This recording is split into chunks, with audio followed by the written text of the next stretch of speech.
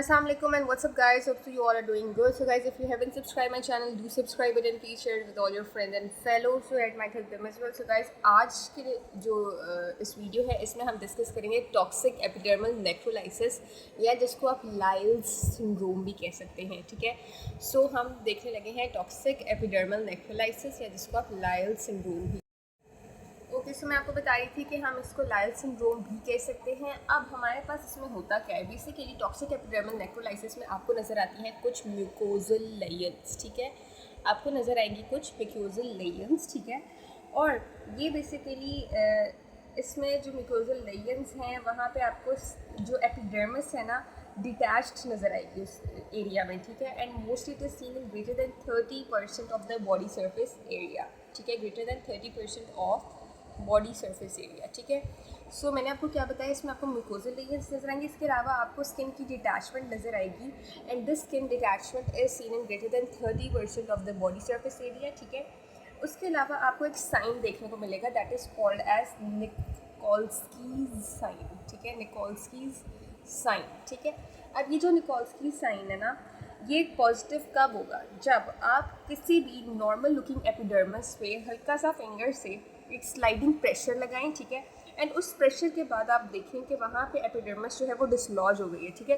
तो उस केस में आप कहेंगे कि निकोल्स्की साइन इज पॉजिटिव, ठीक है। सो टॉक्सिक एपिडर्मल नेक्रोलाइसिस में एक तो म्यूकोजल लेयर्स होती है, इसके अलावा आपको जो एपिडर्मिस की डिटैचमेंट है वो आपको greater than 30% of the body surface area पे नजर आएगी और आपको यहाँ पे निकोल्स्की साइन पॉजिटिव मिलेगा। और मैंने आपको क्या बताया, निकोल्स्की साइन पॉजिटिव कब होता है, जब आपके पास एक नॉर्मल लुकिंग एपिडर्मिस पे आप स्लाइटली फिंगर से प्रेशर डालें, ठीक है।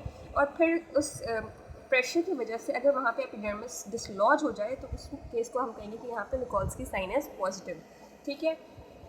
अब हमारे पास निकोल्स्की साइन जो है ना, it is positive in many cases, ठीक है। लाइक आपके पास कौन कौन सी डिजीज़ हैं जिसमें ये साइन पॉजिटिव देखने को मिल सकता है, तो एक तो आपके पास होगी इन पैम्फिगस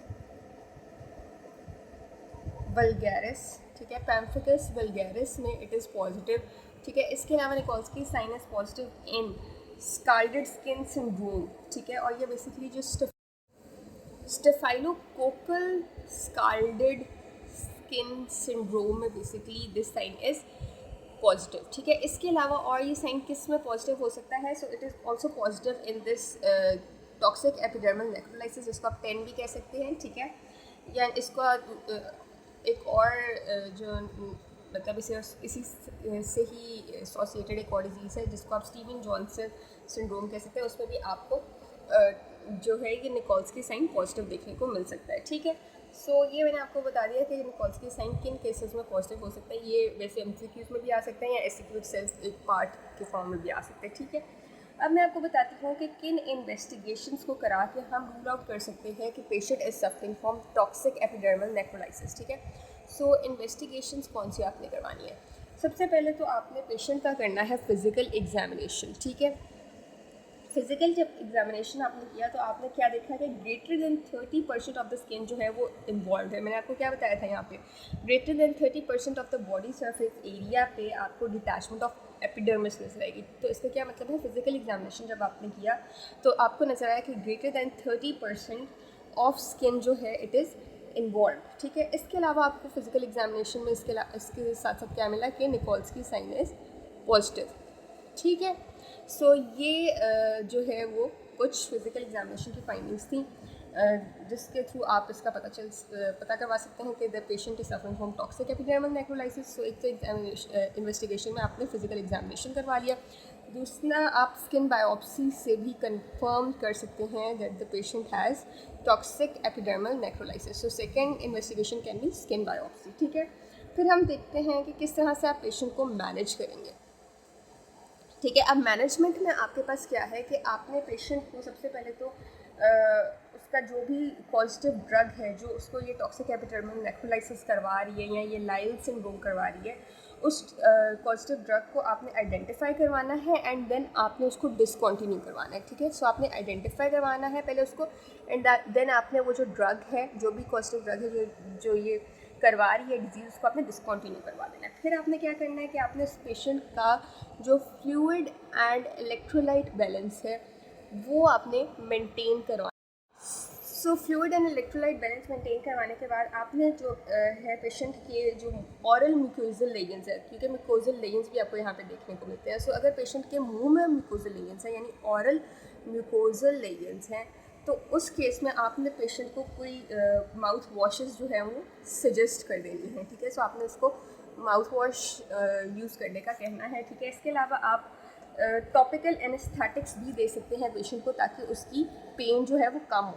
सो आपने टॉपिकल एनेस्थेटिक्स भी पेशेंट को प्रिस्क्राइब कर देनी है टू रिड्यूस पेन, ठीक है। देन आपने क्या करना है कि आपने जो भी एरिया है ऑफ डिन्यूडेड स्किन, ठीक है, उसको आपने कवर करना है with the compresses of saline and regular sterile dressing. So basically आपने पेशेंट को कॉम्प्रेसेस देने हैं ऑफ सेलाइन, ठीक है, एंड इसके अलावा आपने स्टीराइल ड्रेसिंग्स भी लगानी है पेशेंट को, ठीक है। ये क्यों हम करें, ताकि हम वो जो डिन्यूडेड स्किन वाला जो एरिया है उसको कवर कर सकें, ठीक है, और पेशेंट जो है वो जल्दी से हील कर जाए, ठीक है। इसके अलावा आप आईवी इम्यूनोग्लोबुलिन्स भी पेशेंट को दे सकते हैं, ठीक है। और आपने एक चीज़ याद रखनी है कि कभी भी आपने टॉक्सिक एपिडर्मल नेक्रोलाइसिस वाले पेशेंट को स्टीरॉयड्स नहीं देनी, ठीक है, नहीं देनी आपने स्टीरॉयड्स, ठीक है। इट इज़ कॉन्ट्रा इंडिकेटेड, ठीक है। सो आपने स्टीरॉयड्स कभी भी ऐसे पेशेंट को नहीं देनी, ठीक है। सो आई होप आपको ये जो टॉक्सिक एपिडर्मल नेक्रोलाइसिस वाला टॉपिक है ये कम्प्लीटली समझ आ गया है। Thanks for watching.